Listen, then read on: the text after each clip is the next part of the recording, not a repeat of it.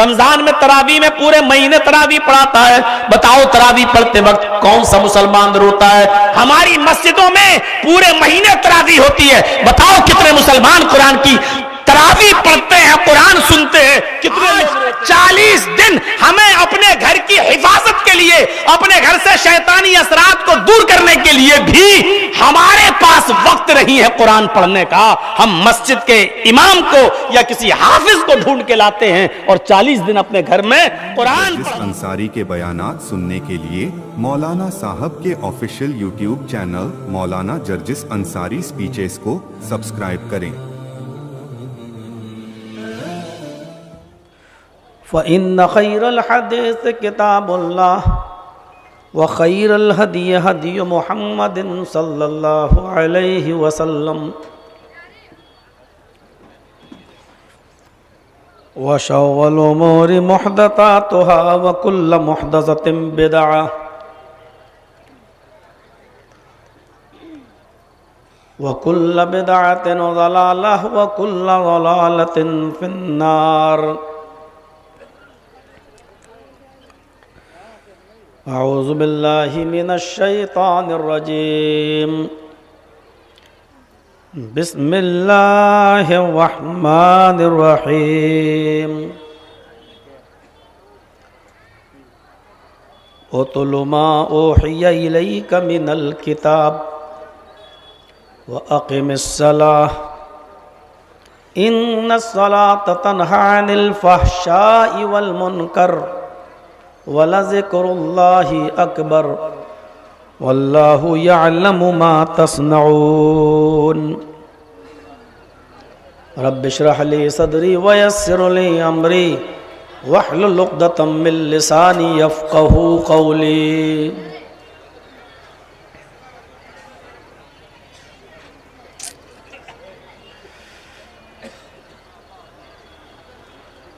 Stage پر بیٹھے ہوئے معزز و موقر علماء کرام، بالخصوص فضیلت الشیخ مولانا ضیاء الحق صاحب،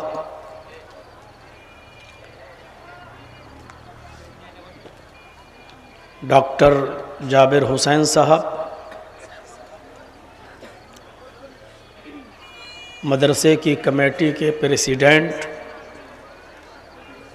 مدرسے کے ناظم اور منجلہ ڈی اور اس کے ارد و گرد سے قرب و جوار سے تشریف لائے ہوئے معزز سامعین حضرات، پردہ نشین اسلامی خواتین، ماں اور بہنوں،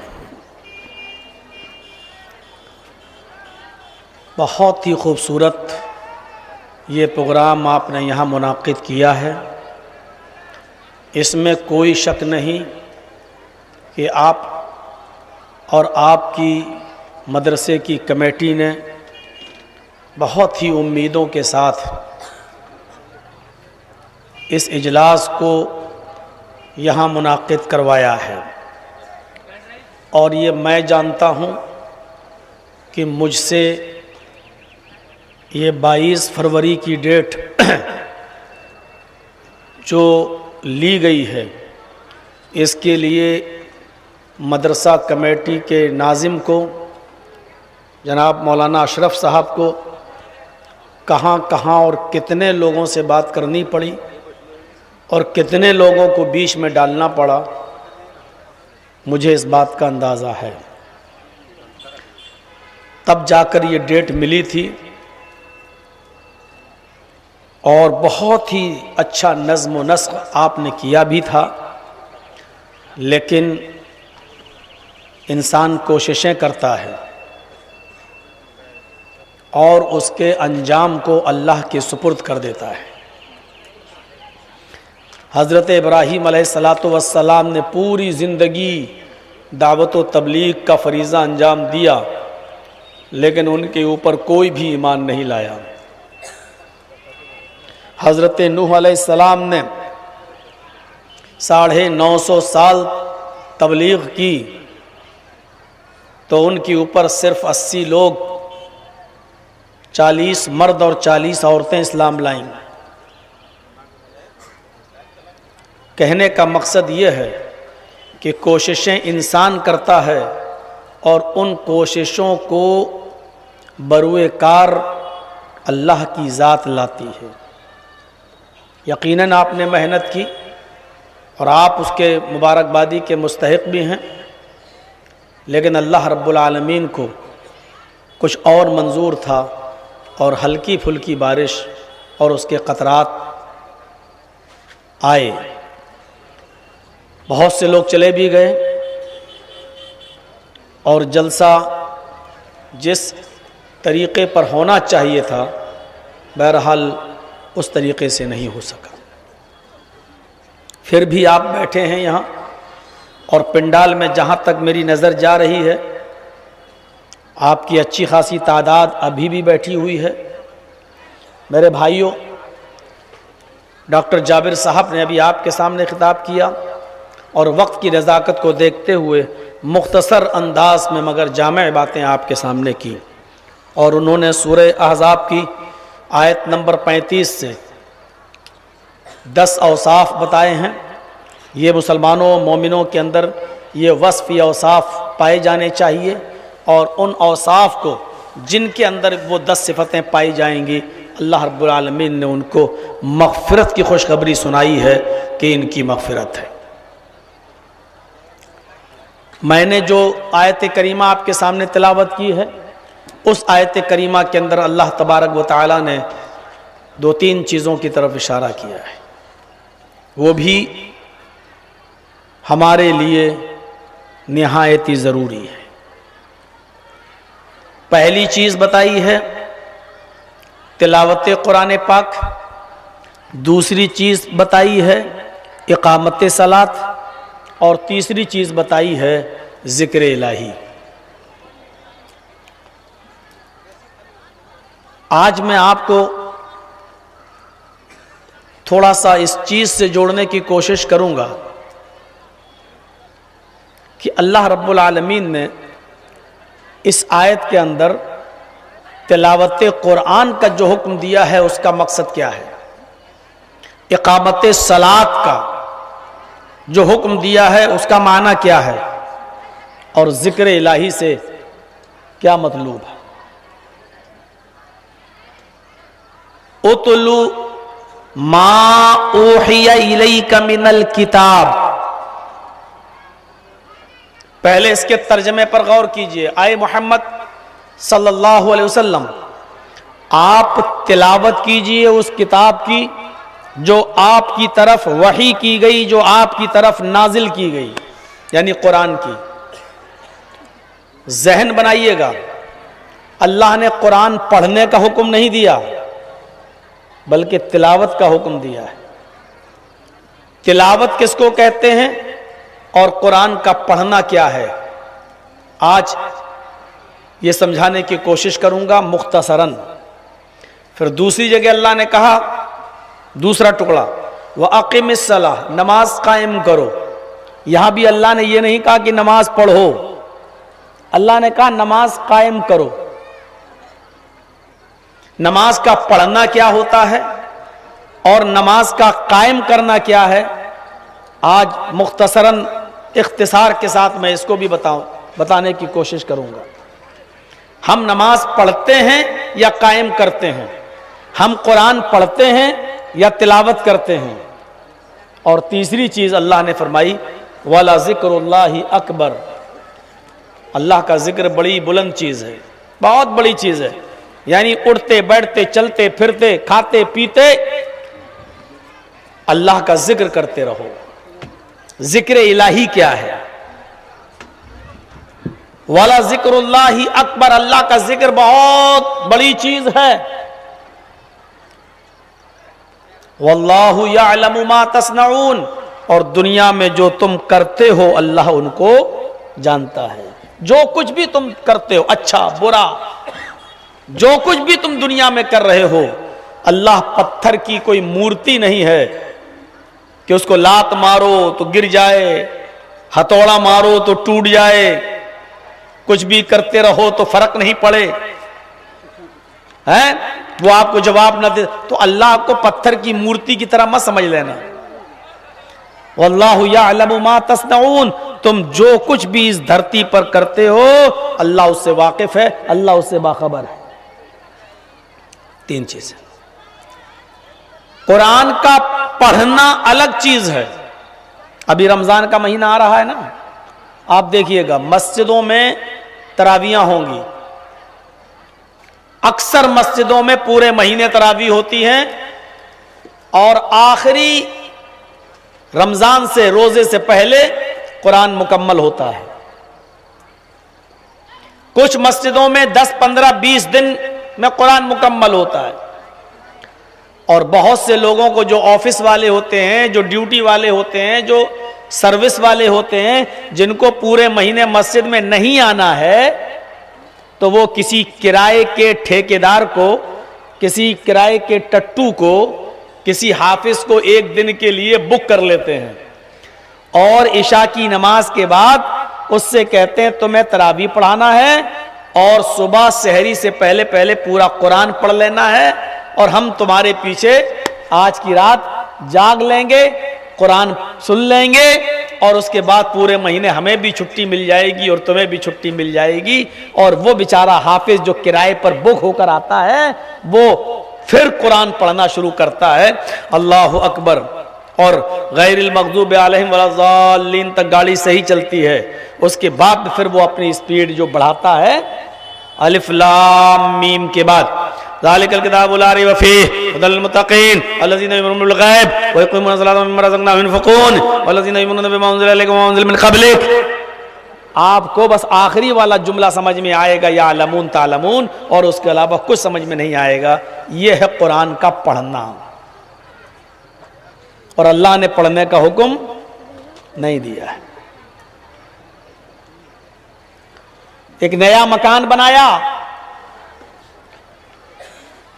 کچھ لوگوں کو بلا لیا، صاحب ہم نے نیا مکان بنایا ہے، یہ نئی دکان کھولی ہے، ایک پارہ تم پڑھ دو، ایک پارہ تم پڑھ دو، ایک پارہ تم پڑھ دو، ایک پارہ تم پڑھ دو. سب کے ہاتھ میں ایک ایک پارہ پکڑا دیا اور سب نے 30 پارے پڑھ دیے. ہو گئی گھر میں برکت. اب زندگی بھر اس میں شیطان نہیں آئے گا. چاہے اس میں کتنا بھی ٹی وی چلاؤ اور تمہاری بیوی چاہے کتنا بھی ڈرامے اور نوٹنکی دیکھتی رہے، ساس بھی کبھی بہو تھی، الف بابا 40 چور، کچھ بھی سنتی رہے، اب اس میں شیطان نہیں آئے گا کیونکہ آپ نے کرائے کے ٹھیکیداروں کو بلا کر ایک دن قرآن پڑھوا لیا ہے. یہ ہے قرآن پڑھنا. کوئی آدمی مر گیا، اس کے مرنے کے بعد چند لوگوں کو بٹھا کے ایک ایک پارہ پکڑوا دو اور پورا قرآن جب ہو جائے تو بخش دو مرنے والے کو. اب مرنے والا سیدھا جنت میں چلا جائے گا، چاہے اس نے دنیا میں جتنی بھی شراب پی ہو، جوا کھیلا ہو، چوری کی ہو، زنا کیا ہو، بے ایمانی کی ہو. ان بچوں پر تو کنٹرول کرو، اب تو زیادہ بھیڑ نہیں رہ گئی ہے. ان رضاکار لوگوں ان سے کہو کہ یہ تو جائیں، شور نہ کرو.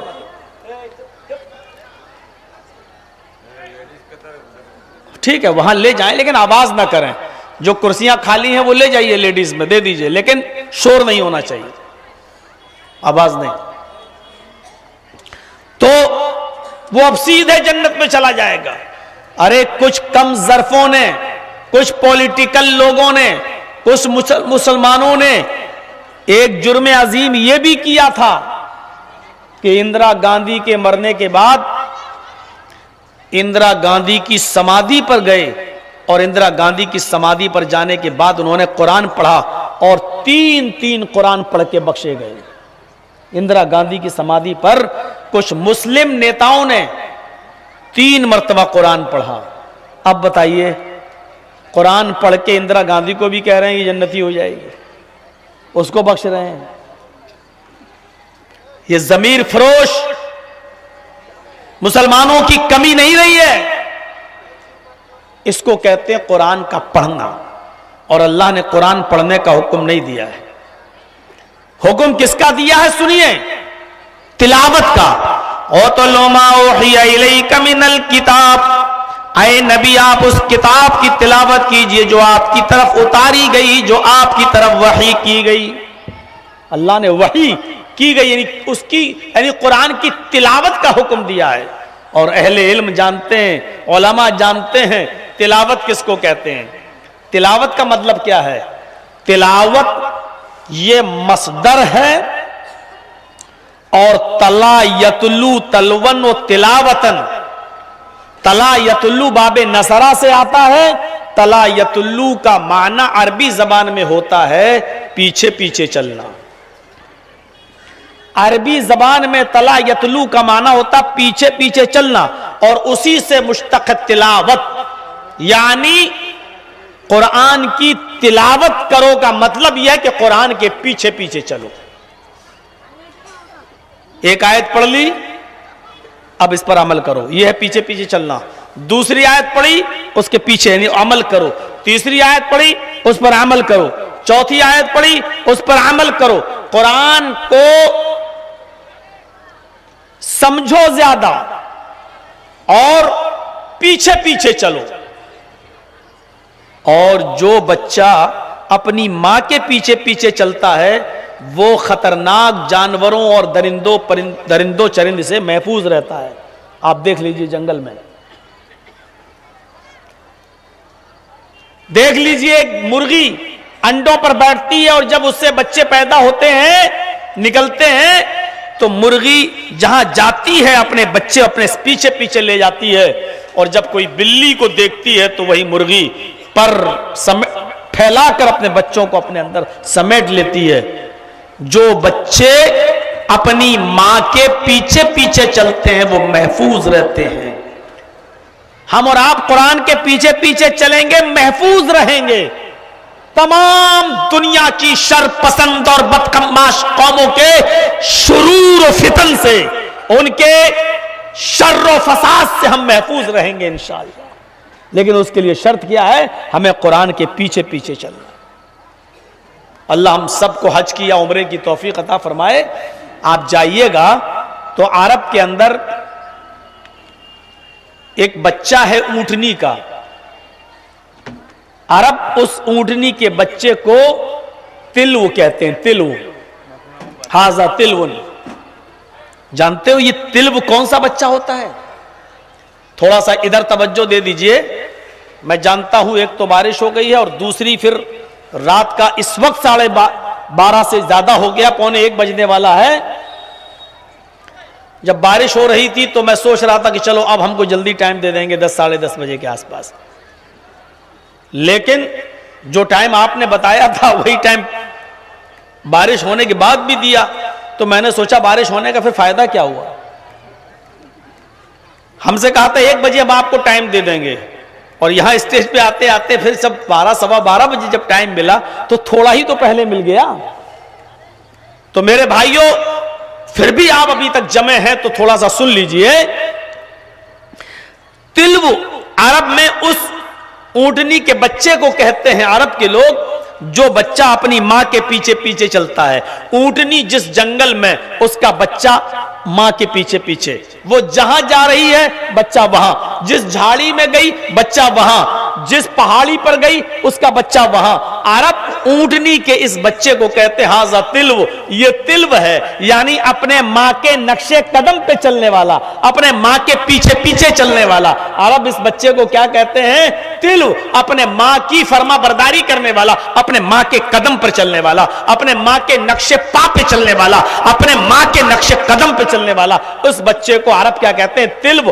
اسی تلو سے بنا ہے تلاوت. جس طرح اونٹنی کا بچہ اپنی ماں کے پیچھے پیچھے چلتا ہے اور وہ خطرناک جانور شیر اور بھیڑیے جیسے خطرناک جانوروں سے محفوظ رہتا ہے، اسی طریقے سے تم قرآن کی تلاوت کرو گے تو دنیا کی ساری قوموں کے شر سے اور ان کے فتنے سے محفوظ رہو گے. ہم تمہاری حفاظت فرمائیں گے. جیسے وہ تلو ہے اسی تلو سے بنا ہے تلاوت، یعنی تلاوت کرنے والا بھی محفوظ رہتا ہے دنیا کے فتنوں سے. اس کا ایک مطلب یہ ہوا کہ آج ہم محفوظ نہیں ہیں، اس کا مطلب یہ ہے کہ ہم تلاوت نہیں کرتے ہیں. مفہوم مخالف نکالنا سیکھیے. اصول فقہ کی کتابوں میں بھرا پڑا ہے. الٹا مفہوم نکالنے کی کوشش کیجیے. اللہ نے کہا تلاوت کرو. اونٹنی کا بچہ اپنی ماں کے پیچھے پیچھے چلتا ہے تو خطرناک جانوروں سے محفوظ رہتا ہے. ہم تلاوت کریں گے تو محفوظ رہیں گے. آج ہم محفوظ نہیں ہیں، اس کا مطلب یہ ہے کہ ہم تلاوت نہیں کرتے. کیا کرتے ہیں؟ پڑھتے ہیں. بیٹھ گئے، میں نے قرآن پڑھا رمضان میں. کتنا؟ ارے میں نے 10 قرآن پڑھے، 5 ہو گئے. ارے آج میری بیٹی کا 5واں قرآن چل رہا ہے، 6واں چل رہا ہے، 8واں چل رہا ہے. ہم ایک مہینے رمضان میں 4 قرآن پڑھتے ہیں، 5 قرآن پڑھتے ہیں. ارے میرے بھائی، اللہ نے پڑھنے کے لیے نہیں کہا ہے، اللہ نے تلاوت کے لیے کہا ہے. تلاوت کرو، تلاوت کرو. آج دیکھ لیجئے، امام صاحب جب رمضان کے اندر دعائے قنوت پڑھاتے ہیں نا، تراویح کے بعد قنوت پڑھتے ہیں نا، تراویح آپ پڑھتے ہوں گے رمضان میں، تو ہاتھ اٹھا کر آمین آمین کہتے ہو کہ نہیں کہتے ہو؟ پیچھے امام صاحب کہتے ہیں اللہم اہدنی فی من ہدیت، آپ کہہ رہے ہیں آمین. اللہم اہدنی فی من ہدیت وعافنی فی من عافیت وتولنی فی من تولیت وقنی شر ما قضیت. آپ سب میں آمین آمین کہتے ہو کہ نہیں کہتے ہو؟ پوری دعا میں آپ آمین کہتے ہو. اس پوری دعا میں ایسی چیزیں بھی موجود ہیں جہاں آمین نہیں کہنی چاہیے، لیکن آپ اس پر بھی آمین کہتے ہو. آپ اس پر بھی آمین کہتے ہو. کیوں؟ اس لیے کہ ہم عربی سے واقف نہیں ہیں، ہم جانتے نہیں ہیں کہ کہاں آمین کہنا چاہیے اور کہاں نہیں کہنا چاہیے. میرے بھائیوں، یہی حال قرآن کے پڑھنے کا ہے. ہم پڑھ رہے ہیں، ہمیں معلوم نہیں ہے کہ قرآن کہاں ہمیں جانے کا حکم دے رہا ہے، کہاں جانے سے روک رہا ہے، ہمیں پتہ نہیں ہے. اس لیے ہم پڑھ رہے ہیں. قرآن نے پڑھنے کے لیے نہیں کہا ہے، قرآن نے تلاوت کرنے کے لیے کہا ہے. قرآن نے تلاوت کرنے. سعودی عرب میں جب آپ جائیں گے، عمرہ کریں گے رمضان کے مہینے میں، دیکھیے امام حرم تلاوت کر رہے ہوتے ہیں، اور جب آیات جہنم پر پہنچتے ہیں تو نماز پڑھاتے پڑھاتے رونے لگتے ہیں. اور آپ دیکھیے خانہ کعبہ کے اندر کتنے لوگ روتے ہیں. وہ سب عربی لوگ ہوتے ہیں جو روتے ہیں، اس لیے کہ وہ عربی میں قرآن کی آیتوں کا معنی سمجھ رہے ہیں. جہنمی آیات جہنم کا معنی سمجھ رہے ہیں. عذاب جہنم کے عذاب کا ذکر ہو رہا ہے، اس لیے وہ سمجھ رہے ہیں، اس لیے وہ رو رہے ہیں. میرے بھائیوں بتاؤ، یہاں امام پورا قرآن پڑھاتا ہے، رمضان میں تراویح میں پورے مہینے تراویح پڑھاتا ہے. بتاؤ تراویح پڑھتے وقت کون سا مسلمان روتا ہے؟ ہماری مسجدوں میں پورے مہینے تراویح ہوتی ہے. بتاؤ کتنے مسلمان قرآن کی تراویح پڑھتے ہیں، قرآن سنتے ہیں، کتنے لوگ روتے؟ نہیں روتے. اس لیے نہیں روتے کیونکہ ان کو معلوم ہی نہیں ہے آیات جہنم کہاں ہیں، آیات عذاب کہاں ہیں. جب ہمیں معلوم ہی نہیں ہے تو ہم روتے نہیں ہیں، اور جب روتے نہیں ہیں تو اس لیے ہماری نمازیں ہمارے اوپر اثر انداز نہیں ہوتی. ہمیں معلوم ہی نہیں. اُتْلُ مَا أُوحِيَ إِلَيْكَ مِنَ الْكِتَابِ، اس کتاب کی تلاوت کیجئے جو آپ کی طرف نازل کی گئی ہے. میں نے کہا تھا اختصار کے ساتھ بتاؤں گا، آپ سمجھ گئے ہوں گے قرآن پڑھنا کیا ہوتا ہے اور قرآن کی تلاوت کیا ہوتی ہے. قرآن پڑھنا یہ ہوتا ہے، لے کے بیٹھ گئے بسم اللہ الرحمن الرحیم الف لام میم ذالک الکتاب لا ریب فیہ ھدی للمتقین الذین یؤمنون بالغیب ویقیمون الصلاۃ ومما رزقناہم ينفقون. پڑھ لیجئے، 2 پارہ پڑھ کے ہٹ جائیے، پھر 1 گھنٹے بعد پھر پڑھیے، اور ایک دن میں 10 پارے پڑھے، دوسرے دن میں پھر پڑھے، تیسرے دن میں پھر پڑھے. پورے مہینے 3 دن میں پورا قرآن پڑھ تو لیا آپ نے، پورے مہینے میں 10 قرآن پڑھ تو لیا آپ نے، لیکن معاف کیجئے گا پڑھا ہے آپ نے، تلاوت نہیں کیا آپ نے، تلاوت نہیں کیا. اور تلاوت کرنے والے لوگ کون ہوتے ہیں؟ الحمدللہ رب العالمین. اللہ نے رب العالمین کیوں کہا ہے؟ اللہ رب العالمین ہے. رب کے معنی پالنے والا ہے، وہ ساری کائنات کو پالتا ہے. اچھا، اس کا مطلب یہ ہے کہ وہ انسانوں کو بھی پالتا ہے، حیوانوں کو بھی پالتا ہے، دوستوں کو بھی دیتا ہے، دشمنوں کو بھی دیتا ہے، مسلمانوں کو بھی پالتا اور کافروں کو بھی پالتا ہے. اس کی نظر میں ایسا نہیں ہے کہ وہ صرف اپنی نعمتوں سے غیر مسلموں کو فائدہ نہ پہنچاؤ، مسلمانوں کو دے، ایسا نہیں. پرورش کا مطلب سب کی. یہ سورج نکلتا ہے تو اس کی روشنی صرف مسلمانوں کو نہیں ملتی ہے، ہندوؤں کے کھیت میں بھی جاتی ہے، سکھوں کے کھیت میں بھی جاتی ہے، عیسائیوں کے اور یہودیوں کے کھیت میں بھی جاتی ہے. آسمان سے جب بارش ہوتی ہے تو ہندوؤں، مسلمانوں، سکھوں اور عیسائیوں سب کے کھیت سے اناج پیدا ہوتا ہے. وہ کھلاتا ہے تو سب کو کھلاتا ہے. یہ چیز تو ہمیں یہ بتلا رہی ہے کہ انسانیت کے ناطے کسی پر ظلم نہیں ہونا چاہیے. جب اللہ کی نظر میں ظلم، اللہ کسی پر ظلم نہیں کرتا تو ہمیں بھی نہیں کرنی چاہیے. ہمیں بھی مدد کرنی چاہیے، چاہے وہ ہندو ہو یا مسلمان، سکھ ہو یا عیسائی. ہم یہ سبق ملتا ہے. اب جو قرآن کی تلاوت کرے گا وہ سوچے گا کہ رب العالمین کا معنی کیا ہے. حضرت ابراہیم علیہ الصلوۃ والسلام نے ایک بوڑھے مجوسی کو اپنے دسترخوان پہ کھانا کھلایا. بیٹھو کھانا کھاؤ. اور جیسے ہی اس نے لقمہ اٹھایا اور کہا بسم النار، آگ کے نام سے شروع کرتا ہوں. ابراہیم علیہ السلام نے کھانے کا لقمہ پکڑا. وہ رکھ رکھ رکھ دسترخوان پہ رکھ. یہ لقمہ، یہ کھانا میرے رب نے، میرے اللہ نے دیا ہے، اس پر نام میرے اللہ کا لیا جائے گا. آگ کا نام لیتے ہو؟ اس نے کہا میں تو آگ کی پوجا کرتا ہوں، میرا خدا تو آگ ہے، میں آگ کا نام لے کے کھاؤں گا. ابراہیم علیہ السلام نے کہا تو جاؤ آگ سے مانگ لو، یہ کھانا میرے رب نے دیا ہے، ہم تمہیں نہیں دیں گے. اگر کھانا ہے تو میرے خدا کا نام لو. چھوڑ دیا. بڈھا چلا گیا. اللہ نے آسمان سے جبرائیل کو بھیج دیا. جبرائیل کو جاؤ اس بوڑھے کو پکڑ کے لاؤ. جبرائیل علیہ السلام نے حکم دیا. اللہ نے کہا اس بوڑھے کو کھلاؤ کھانا. اس بوڑھے کو پکڑ کے لائے ابراہیم. کہا بابا کھا لو. اس نے کہا یہ کیا ہوا؟ کچھ نہیں، کھانا کھا لو. اس نے کہا آگ کا نام لوں گا. ارے جس کا نام لینا چاہو لے لو. اچانک بدل کیسے گئے ہو؟ اے ابراہیم اچانک کیسے چینجنگ آ گئی؟ ابھی تو مجھے بھگا دیا، اب کہہ رہے ہو کہ جس کا نام لینا چاہو لے لو لیکن کھانا کھا لو. فرمایا اے بزرگ، اے مجوسی، اے بوڑھے، جب تو یہاں سے گیا تو میرے رب نے مجھے جبرائیل کو بھیج کر بتایا اس بوڑھے کی عمر 90 سال ہے. اے ابراہیم 90 سال میں اس بوڑھے نے کبھی میرا نام نہیں لیا. اے ابراہیم 90 سال تک اس بوڑھے نے کبھی میرا نام نہیں لیا، لیکن میں پھر بھی اس کو کھلاتا رہا، پھر بھی اس کو پلاتا رہا، پھر بھی اس کو دیتا رہا. جب میں اس کو کھلاتا اور پلاتا رہا، جب مجھے برا نہیں لگا، آج وہ تمہارے دسترخوان سے بھوکا اٹھ گیا، مجھے برا لگا. کھلانے والا میں، پلانے والا میں، جب مجھے اعتراض نہیں تو تمہیں کیوں اعتراض ہے؟ جاؤ اس بوڑھے کو پکڑ کے لاؤ. وہ بوڑھا کسی کا بھی نام لے کھانے دو. میری رحمت کو یہ گوارا نہیں کہ کوئی بوڑھا، کوئی بھوکا دسترخوان سے اٹھ جائے. میرے پیارے ساتھیوں، رب العالمین کا معنی سمجھ میں آتا ہے کہ دیکھیے اس بوڑھے نے کہا اچھا اتنا مہربان ہے تمہارا رب؟ تو کہا ابراہیم میرا رشتہ بھی اس رب سے جوڑ دو، اس کے بعد کھانا کھاؤں گا.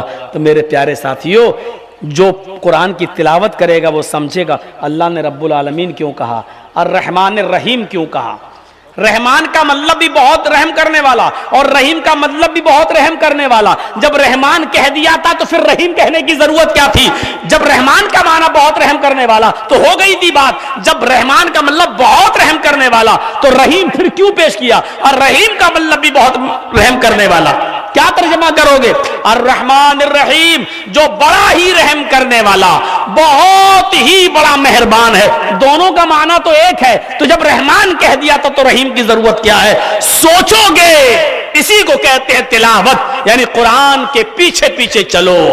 رحمان میں اور رحیم میں کیا فرق ہے؟ رحمان کس رحمت کو کہتے ہیں اور رحیم کس رحمت کو کہتے ہیں؟ میرے پیارے ساتھیوں، یہ تمام چیزیں سوچنے کی ہیں. اس لیے قرآن کو پڑھنے سے نکلیے اور قرآن کی تلاوت کی طرف آئیے. اپنے گھروں میں تلاوت کیجیے، اپنے بیٹوں سے بھی کروائیے، بیٹیوں سے بھی کروائیے، بیوی سے بھی کروائیے، بچوں کو بھی قرآن کی تلاوت کا حکم دیجیے.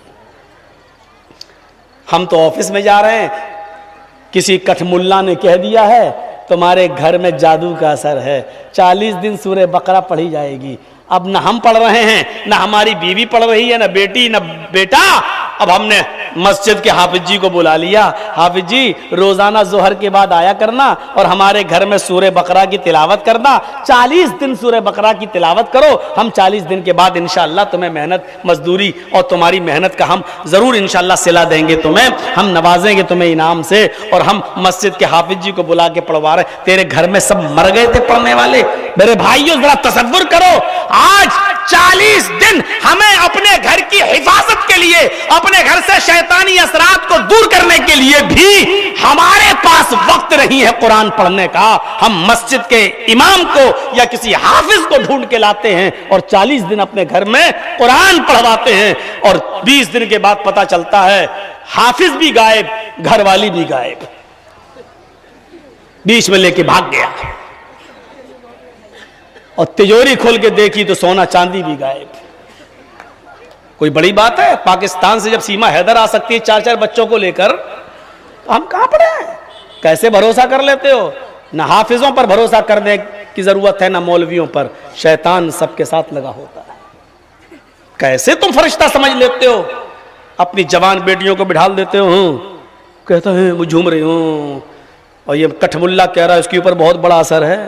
ابے اس کے اوپر اثر نہیں، تیری کھوپڑی پر اثر ہے، بیٹی پر نہیں، اس مولوی پر اثر ہے۔ بھوپال میں ایک بار ایسا منظر آ گیا تھا میرے سامنے، لوگوں نے کہا کرو مولانا، ہم نے کہا ارے بھیا میں نے کبھی زندگی میں کیا نہیں، اس کے لوگ الگ ہوتے ہیں۔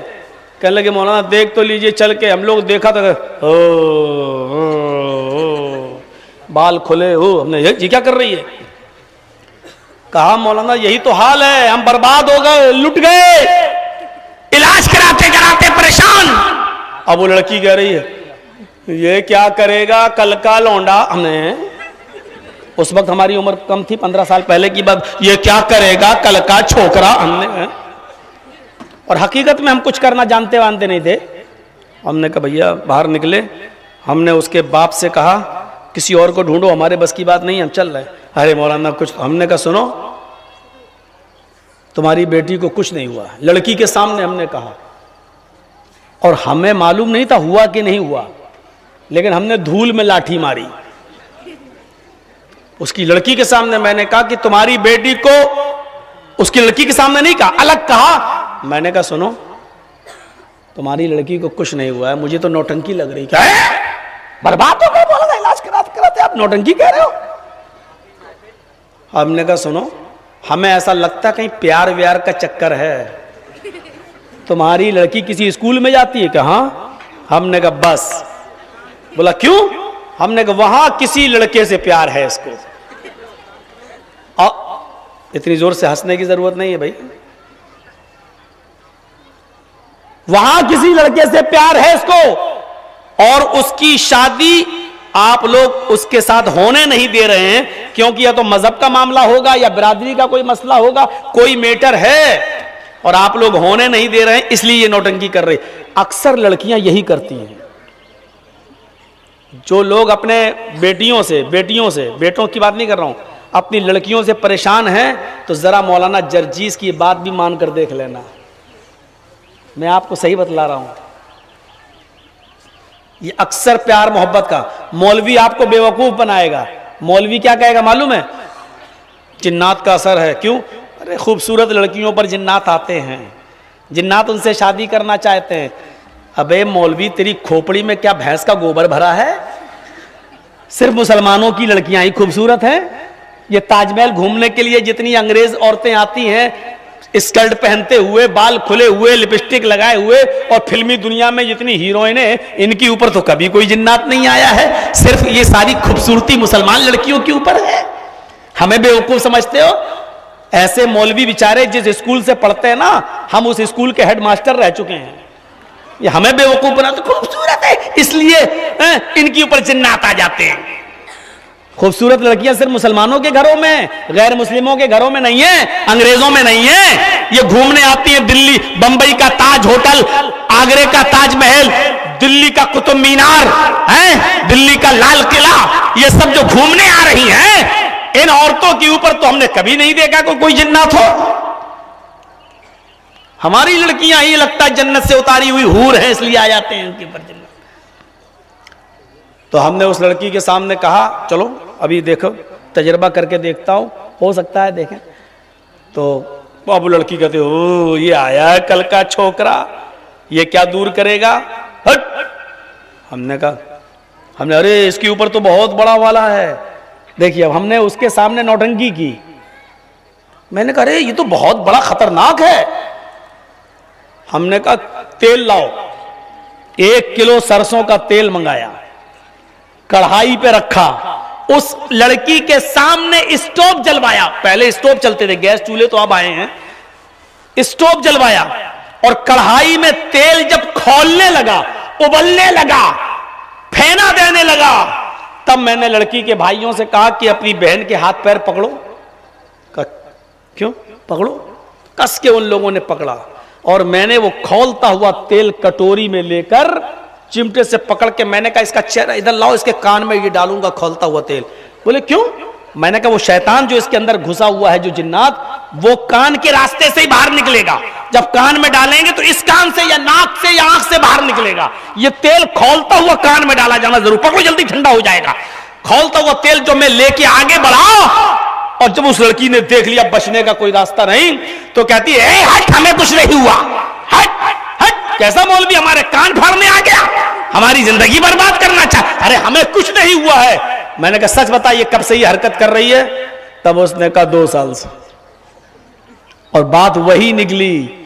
ایک کرسچن لڑکا تھا, ایک عیسائی لڑکا تھا جس سے وہ پیار کرتی تھی. اس نے کہا میرے باپ وہاں شادی نہیں ہونے دے رہے, اس لیے ہم نے یہ ڈرامہ کرنا شروع کیا تاکہ یہ مان جائیں. نوٹنکیاں اپنے گھروں سے شروع ہو رہی ہیں. ہم سمجھتے ہیں نہیں, بہت بھروسہ ہے ہمیں اپنے گھر کی بیٹیوں پر.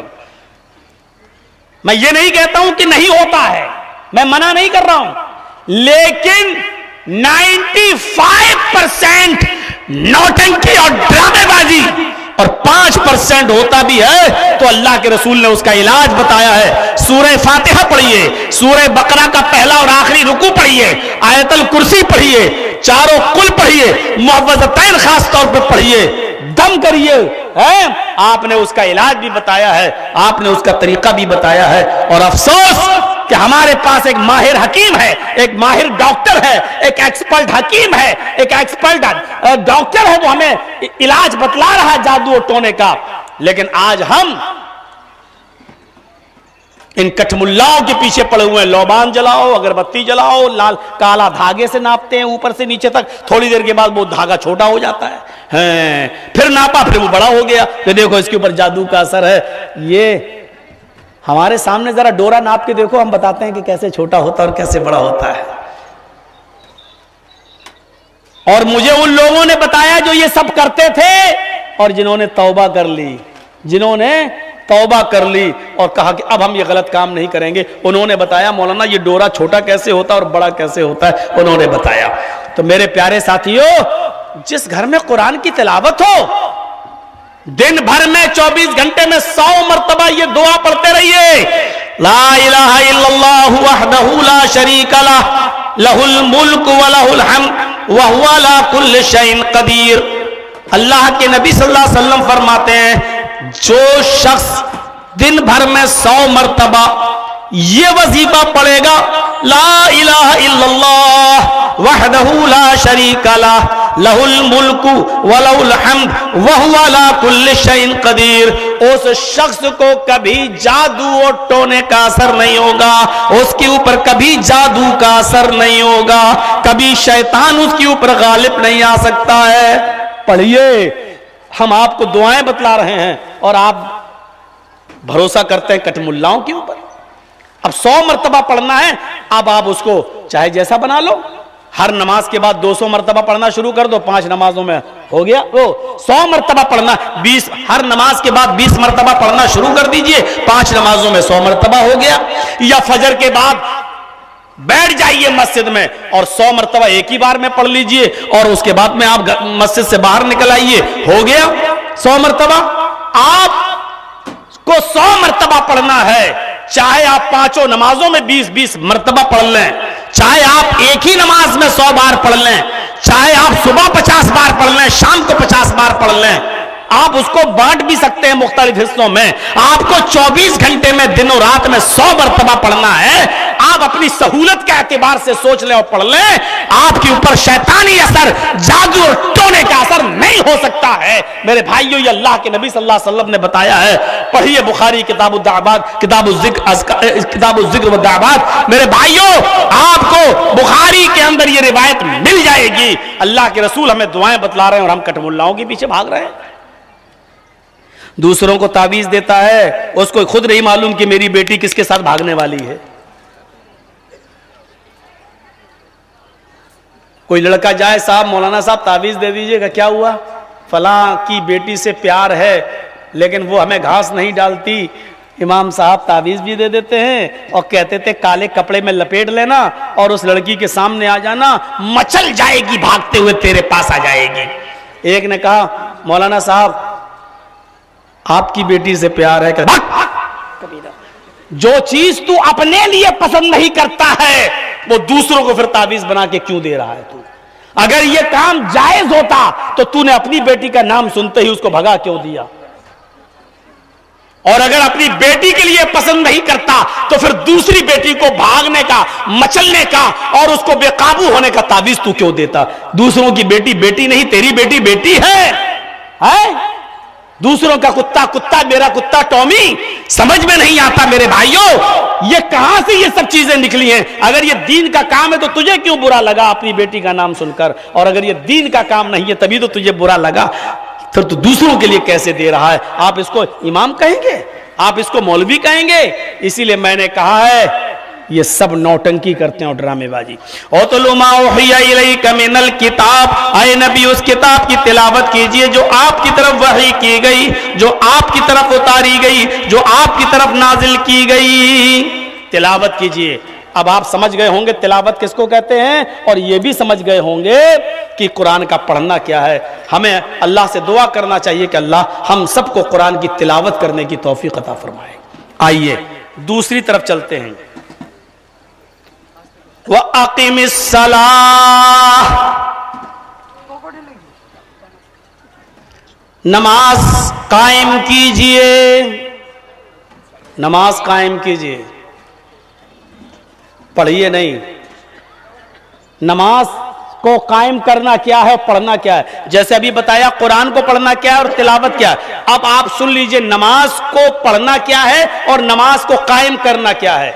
اللہ نماز کو قائم کرنے کے بارے میں فرماتا ہے ان الصلاۃ کانت علی المؤمنین کتابا موقوتا، یہ نماز مسلمانوں کے اوپر اپنے وقت کے اوپر فرض کی گئی ہے، اپنے وقت پر فرض کی گئی ہے۔ ظہر کی نماز فرض نہیں ہے، ظہر کی نماز کو اس کے وقت پر پڑھنا فرض ہے، سمجھ رہے ہیں نا آپ؟ اب تھوڑی سی توجہ دیجئے گا میری طرف۔ فجر کی نماز پڑھنا فرض نہیں ہے، فجر کی نماز کو اس کے وقت پر پڑھنا فرض ہے۔ عصر کی نماز پڑھنا فرض نہیں ہے، اگر عصر کی نماز پڑھنا فرض ہوتی تو ابھی کتنے بج رہے ہیں؟ رات کا 1 بج رہا ہے۔ اللہ میں کل عصر کی نماز کی نیت ابھی کر رہا ہوں اور کل کی عصر میں ابھی پڑھ رہا ہوں، اللہ اکبر۔ عصر کی نماز پڑھنا فرض نہیں ہے، عصر کی نماز کو اس کے وقت پر پڑھنا فرض ہے۔ مغرب کی نماز پڑھنا فرض نہیں ہے، مغرب کی نماز اس کے وقت پر پڑھنا فرض ہے۔ عشاء کی نماز فرض نہیں ہے، عشاء کی نماز کو اس کے وقت پر پڑھنا فرض ہے۔ ہاں سفر میں ہیں اگر آپ تو اللہ کے رسول نے ہمیں اجازت دی ہے، ہم ظہر اور عصر دونوں کو ایک ساتھ پڑھ سکتے ہیں، چاہے تو ظہر میں ہی عصر ملا لیجئے، یا عصر کے ٹائم پر ظہر عصر دونوں پڑھ لیجئے، یا ظہر کو بہتر اور افضل ہے ظہر کو تھوڑا لیٹ کر دیں اور عصر کو تھوڑا پہلے کر لیں اور دونوں کو ملا کر آپ پڑھ لیں، آپ کو شریعت اجازت دیتی ہے۔ لیکن 2 نمازیں ظہر عصر ایک ساتھ پڑھ سکتے ہیں، مغرب اور عشاء ایک ساتھ پڑھ سکتے ہیں، مغرب اور عشاء۔ یہی کنڈیشن مغرب اور عشاء میں بھی ہے، مغرب میں ہی عشاء پڑھ لیں یا عشاء میں مغرب اور عشاء دونوں پڑھ لیں، یا مغرب کو تھوڑا تاخیر کر دیں اور عشاء کو تھوڑا پہلے کر لیں اور دونوں نمازوں کو ملا کر پڑھ لیں۔ جب آپ سفر میں ہو تب، یا بارش ہو رہی ہو اور رکنے کا نام نہ لیتی ہو اور خدشہ ہے کہ یہ بارش مغرب کے ٹائم ہو رہی ہے عشاء تک بند نہیں ہوگی، تو آپ مغرب ہی میں مسجد میں عشاء بھی جماعت کے ساتھ پڑھ سکتے ہیں، کوئی ممانعت نہیں اور جواز کی دلیلیں موجود ہیں، اس میں کوئی شک کی بات نہیں ہے۔ لیکن 2 ہی نمازیں، ظہر عصر ایک ساتھ، مغرب اور عشاء ایک ساتھ۔ اب آپ چاہیں عصر اور مغرب ایک ساتھ پڑھ لیں تو نہیں پڑھ سکتے ہیں، آپ چاہیں عشاء اور فجر ایک ساتھ پڑھ لیں تو نہیں پڑھ سکتے ہیں. آپ چاہیں کہ فجر اور ظہر ایک ساتھ پڑھ لیں تو نہیں پڑھ سکتے ہیں. اتنا یاد رکھیے گا, فجر اور ظہر ایک ساتھ نہیں ہوگی, عصر اور مغرب ایک ساتھ نہیں ہوگی. سمجھ رہے ہیں نا آپ؟ صرف ظہر اور عصر ایک ساتھ, مغرب اور عشاء ایک ساتھ. عشاء اور فجر ایک ساتھ نہیں, فجر اور ظہر ایک ساتھ نہیں, عصر اور مغرب ایک ساتھ نہیں, ظہر اور عصر ایک ساتھ, مغرب اور عشاء ایک ساتھ. صرف سفر میں یا مجبوری میں اجازت دی ہے, اس کے علاوہ کوئی راستہ نہیں ہے. اب سنیے پڑھنا کیا ہے. عشاء کی اذان ہو رہی ہے یا مغرب کی اذان ہو رہی ہے, آواز ہمارے کانوں میں جا رہی ہے, اللہ اکبر اللہ اکبر. ہمیں معلوم ہے کہ مغرب کے بعد فوراً جماعت کھڑی ہو جائے گی, لیکن یہاں انڈیا اور آسٹریلیا کا میچ آ رہا ہے. سنیے, 2 اوور 3 اوور باقی رہ گئے ہیں. ہم نے سوچا چلو یار میچ تو روز روز نہیں آتا ہے, مغرب بعد میں پڑھ لیں گے. اب آپ اس 2 اوور کو پورا دیکھنے کے لیے رک جاتے ہیں, اذان کی آواز سننے کے بعد بھی, یہ جانتے ہوئے بھی کہ 2 اوور جب تک ختم ہوں گے ہماری جماعت نکل جائے گی. اس کے بعد جان بوجھ کر آپ نماز چھوڑ رہے ہیں, اور پورا اوور دیکھنے کے بعد اب آپ مسجد میں جاتے ہیں, جماعت ختم ہو چکی ہے, وضو بناتے ہیں اور آپ نماز پڑھ رہے ہیں. یہ ہے نماز پڑھنا. آپ نے نماز قائم نہیں کی ہے, آپ نے نماز پڑھی ہے. آپ کے اوپر مغرب کی نماز پڑھنا فرض نہیں تھا, مغرب کی نماز کو اس کے وقت پر پڑھنا فرض تھا. آپ نے وقت پر نماز نہیں پڑھی, آپ نے وقت نکل جانے کے بعد جان بوجھ کر وقت نکال دینے کے بعد آپ نے نماز پڑھی ہے. یہ نماز پڑھنا تو ہو گیا لیکن نماز قائم کرنا نہیں ہوا. سمجھ گئے؟ ہم قرآن لے کے بیٹھ گئے اور ایک ہی دن میں پورا قرآن پڑھ لیا. ہم نے قرآن پڑھ تو لیا لیکن قرآن کی تلاوت نہیں ہوئی. ہم نے نماز پڑھ تو لی لیکن یہ نماز پڑھنا ہوا, نماز کا قائم کرنا نہیں. شیعہ لوگ نماز پڑھتے ہی تو ہیں, نماز قائم نہیں کرتے ہیں. کیا کرتے ہیں وہ شیعہ حضرات؟ 5 وقت کی نماز ایک ہی ٹائم میں پڑھ لیتے ہیں, کھڑے ہو اللہ, بلکہ وہ ایک ہفتے کی بھی گھٹی پڑھ لیتے ہیں. 1 ہفتے تک چھٹی مل جائے گی. اور ان کے یہاں سنتیں نہیں ہیں. میرے بہت قریبی دوست ہیں, میں لکھنؤ میں رہتا ہوں اس وقت, اور لکھنؤ شیعوں کا گڑھ ہے. میرے 5-6 ساتھی بہت دوست ہیں لکھنؤ میں, شیعہ حضرات. کبھی کبھی ان کے ساتھ چائے وائے بھی پینا ہوتا ہے. بھائی اب رہتے ہیں تو ظاہر بات ہے کہ ان سے دشمنی تو نہیں رکھی جا سکتی ہے, پڑوس میں ہے, چائے بھی پیتے. ان کے یہاں سنتیں نہیں ہیں, وہ ہمیں بتاتے ہیں. ہم لوگ سنتیں کہاں پڑھتے ہیں؟ ہمارے ہاں فجر بھی 2 رکعت ہے, ظہر بھی 2 ہے, عصر بھی 2 ہے, مغرب بھی 2 ہے, عشاء پڑھتے 5 ٹائم کی, لیکن ساری نماز وہ 2 رکعت پڑھتے ہیں. اور اتنی بڑی گٹی پر جس کو وہ صدقہ بولتے ہیں, صدقہ, اس پر سر رکھتے ہیں, یعنی مٹی کا وہ ہوتا ہے, اور کربلا کی وہ مٹی ہوتی ہے, اس مٹی کا اتنا بڑا ٹوکن سا بنا ہوتا ہے جس کو صدقہ بولتے ہیں, اس کو وہ زمین پر رکھ کر اس پر سجدہ کرتے ہیں. وہ کہتے ہیں کہ اس زمین پر ہمارا سجدہ نہیں ہوگا, کربلا کی مٹی پر ہمارا سجدہ ہوگا. تو وہ کربلا کی مٹی سے صدقہ بنتا ہے اور اس پر وہ سجدہ کرتے ہیں.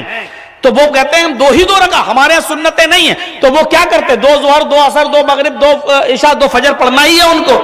تو وہ کیا کرتے ہیں؟ 10 رکعت ہو گئی, 5 وقت کی نماز میں 10 رکعت, تو 10 کر کے وہ 50 پڑھ لیتے ہیں. بولے 5 دن کی ہم نے پڑھ لی. کبھی 70 پڑھ لیتے ہیں, بولتے 1 ہفتے کی ہم نے پڑھ لی. اور کبھی کبھی وہ خالی ہیں تو 1 مہینے کی بھی ایڈوانس پڑھ لیتے ہیں. اس کو بولتے ہیں نماز پڑھنا. یہ نماز پڑھنا ہے, نماز کا قائم کرنا نہیں ہے. اور یہاں اللہ تعالیٰ کہتا نماز قائم کرو. فجر کی نماز کو اس کے وقت پر پڑھنا ہے. کبھی آنکھ لگ گئی کوئی بات نہیں, جب آنکھ کھولے تب پڑھ لو, جب آنکھ کھولے تب پڑھ لو.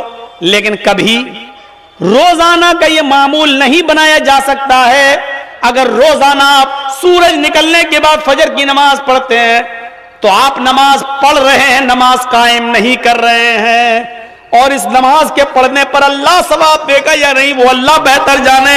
نماز روزانہ پڑھنے کی عادت ڈالو گے تو اللہ تعالیٰ اس نماز کے پڑھنے پر ہماری نماز بھی قبول کرے گا یا نہیں اللہ بہتر جانے۔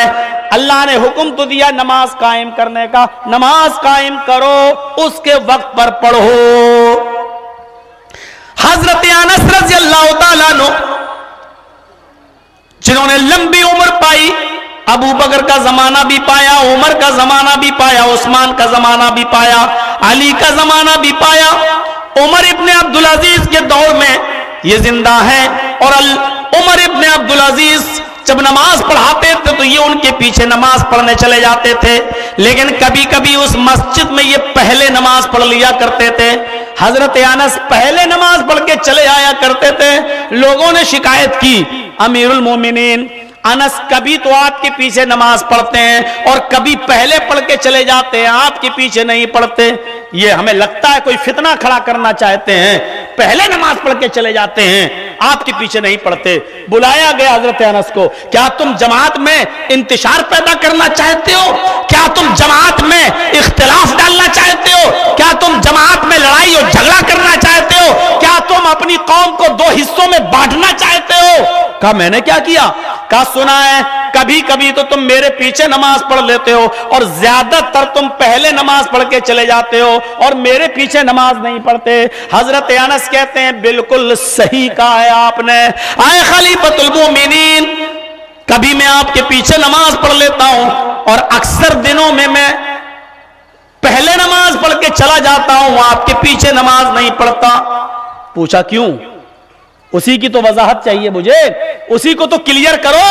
تو فرمایا کہ جب میں دیکھتا ہوں کہ آج آپ نماز پڑھانے جلدی آ گئے اور میں دیکھتا ہوں کہ ظہر سنت کے مطابق، عصر سنت کے مطابق، عشاء اور فجر سنت کے مطابق، یعنی جو ٹائم ہے اس ٹائم پر آپ پڑھاتے ہیں تو میں آپ کے پیچھے نماز پڑھ لیتا ہوں، اور جب آپ سنت کے طریقے سے ہٹ جاتے ہیں، نماز کو لیٹ کر دیتے ہیں، تو میں پہلے مسجد میں نماز پڑھ کر چلا جاتا ہوں۔ فرمایا ایسا کیوں کرتے ہو؟ تو حضرت انس نے کہا کیونکہ میں نے اللہ کے نبی کا زمانہ دیکھا ہے اور میں نے نبی کے نماز کے اوقات کو دیکھا ہے، میری آنکھیں جانتی ہیں، ہم اللہ کے نبی کے زمانے میں تھے، ہماری آنکھیں پہچانتی ہیں کہ اللہ کے نبی فجر کب پڑھتے تھے، اللہ کے نبی ظہر کب پڑھتے تھے، اللہ کے نبی عصر کب پڑھتے تھے، اللہ کے نبی مغرب کب پڑھتے تھے، اللہ کے نبی عشاء کب پڑھتے تھے۔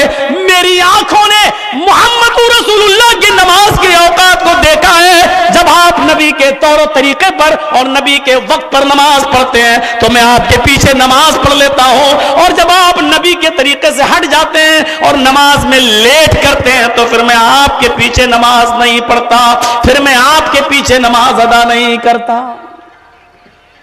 دیکھا جو لوگ ظہر کی نماز کو 1:30 بجے اور 1:45 بجے پڑھتے ہیں وہ ذرا اپنے غریبانوں میں جھانکیں، جو عصر کی اذان ٹائم ہو رہا ہے 2:30 بجے اور جو 4 بجے پڑھتے ہیں وہ لوگ ذرا سوچیں۔ حضرت انس نے کہا، مستد احمد کی روایت تک کھول کر دیکھ لو، چھٹی جلد میں کہا جب آپ نبی کے ٹائم پر نماز پڑھتے ہیں تو میں آپ کے پیچھے پڑھ لیتا ہوں، اور جب آپ لیٹ کرتے ہیں تو میں پہلے پڑھ کے چلا جاتا ہوں، کیونکہ میری آنکھوں نے نبی کے نماز کے اوقات کو دیکھا ہے، میری آنکھیں نبی کے نماز کے ٹائم کو پہچانتی ہیں۔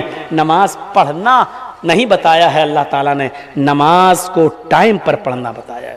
اور پوچھا اللہ کے رسول سے صحابہ نے، ایُّ الذنب افضل یا رسول اللہ، اے اللہ کے نبی سب سے اچھا اور افضل عمل کون سا ہے؟ تو اللہ کے نبی فرماتے ہیں الصلاۃ لوقتہا، نماز کو اس کے وقت پر پڑھنا سب سے اچھا عمل ہے، نماز کو اس کے وقت پر پڑھیے آپ۔ نماز وقت پر فرض کی گئی ہے، یہ ہے نماز کا قائم کرنا۔ جنت کے عرش کے سائے میں کون ہوگا؟ سبعۃ یظلھم اللہ فی ظلہ یوم لا ظل الا ظلہ، امام عادل والشاب نشأ فی عبادۃ اللہ ورجل قلبہ معلق فی المساجد۔ 7 آدمی جو عرش کے سائے میں ہوں گے قیامت کے دن، اور اللہ کے عرش کے سائے کے علاوہ کوئی سایہ نہ ہوگا، ان میں اللہ کے نبی فرماتے ہیں پہلا انسان کون ہوگا؟ امام عادل، عدل و انصاف کرنے والا امیر، عدل و انصاف کرنے والا حاکم، جو اپنی عوام، اپنی رعایا کے ساتھ عدل و انصاف کرتا ہوگا، عدل و انصاف کرنے والا باپ جو اپنی تمام اولادوں کے درمیان عدل و انصاف کرتا ہوگا۔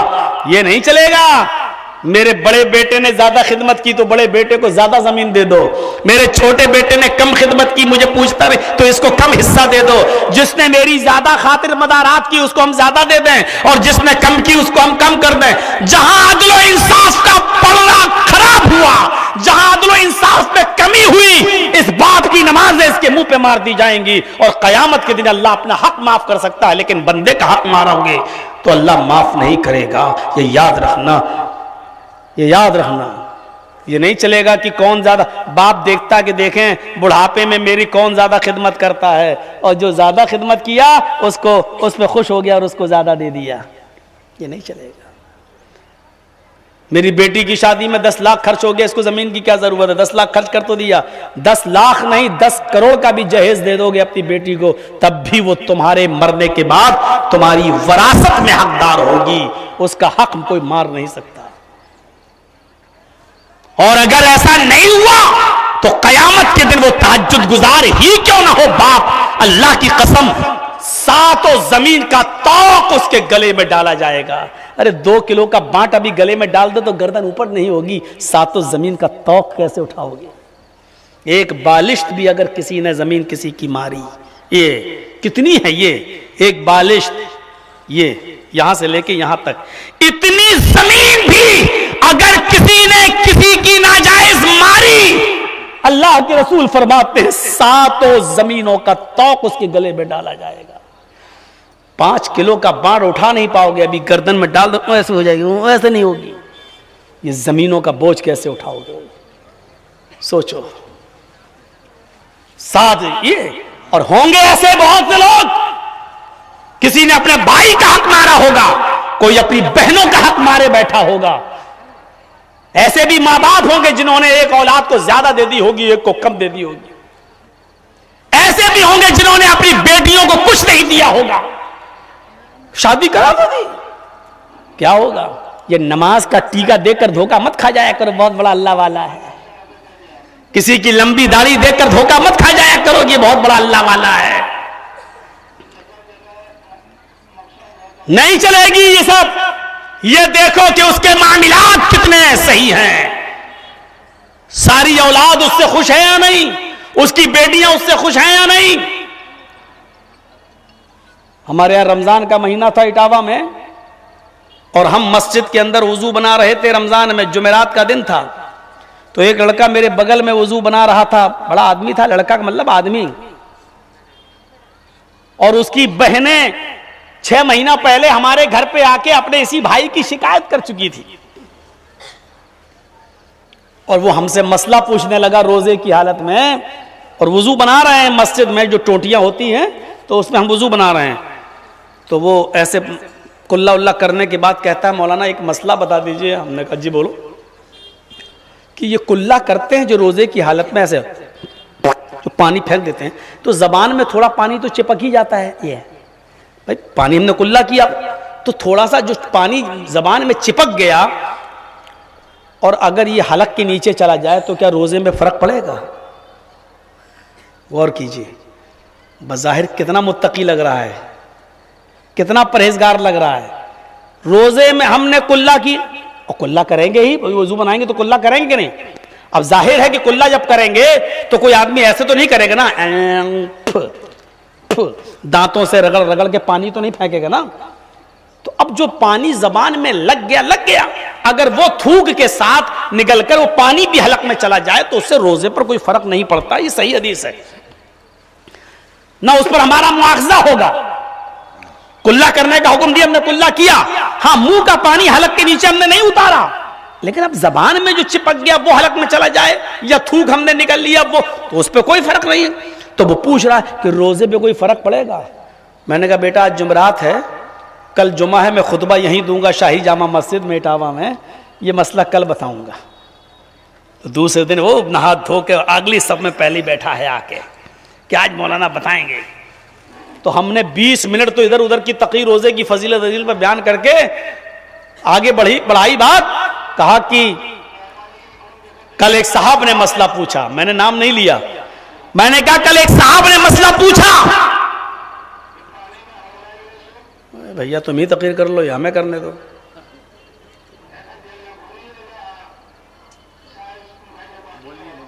ایسے نہیں ہوتا ہے, وہ چھوڑیے.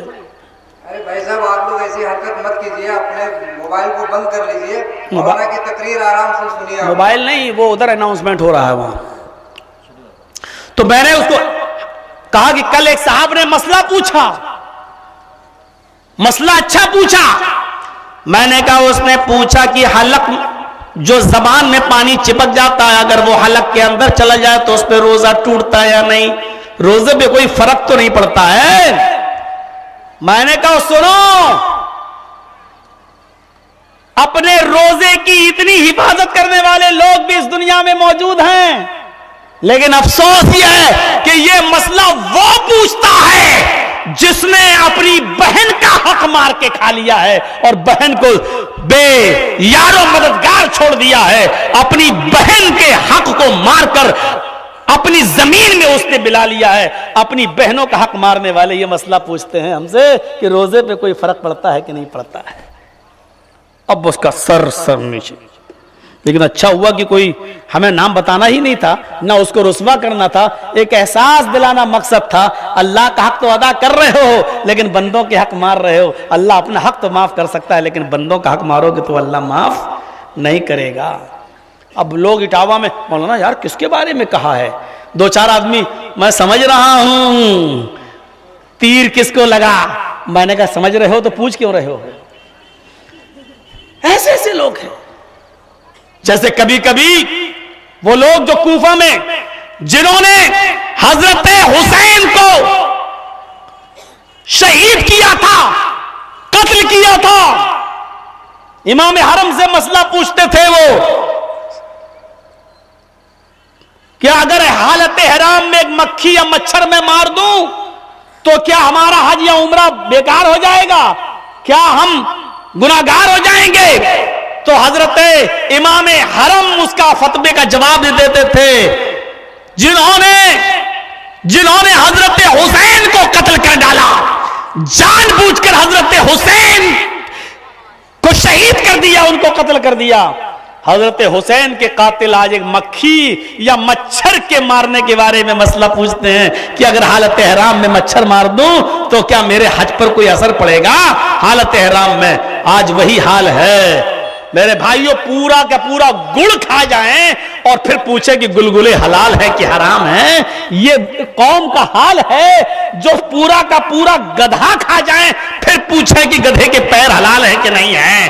جو پورا کا پورا سور کھا جائیں اور پھر پوچھے کہ سور کا سر حلال ہے کہ حرام ہے. یہ وہ قوم, ہم پھر وہیں پر آنا چاہتے ہیں میرے بھائیوں کہ اللہ اپنا حق معاف کر سکتا ہے لیکن اپنی اولاد کا یا اللہ کے بندوں کا حق مارو گے تو اللہ معاف نہیں کرے گا. نماز قائم کیجیے, اور نماز کوئی ظلم نہیں ہے.